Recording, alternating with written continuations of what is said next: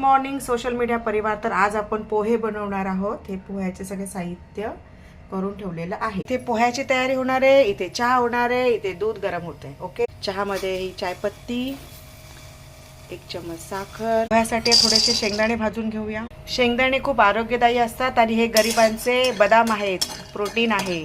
थोडंसं ते राई, जिरे,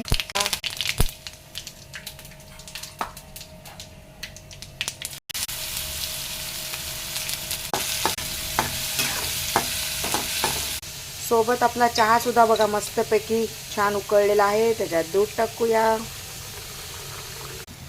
हळद टाकूया आणि शेंगदाणे सुद्धा आपण टाकणार आहोत, गरिबाचे बदाम आपल्या पोह्यामध्ये. नंतर मस्तपैकी पोहे सुद्धा टाकूया, स्वादानुसार मीठ. इथे पोहे रेडी आहेत, इथे चहा पण आपला रेडी झालेला आहे.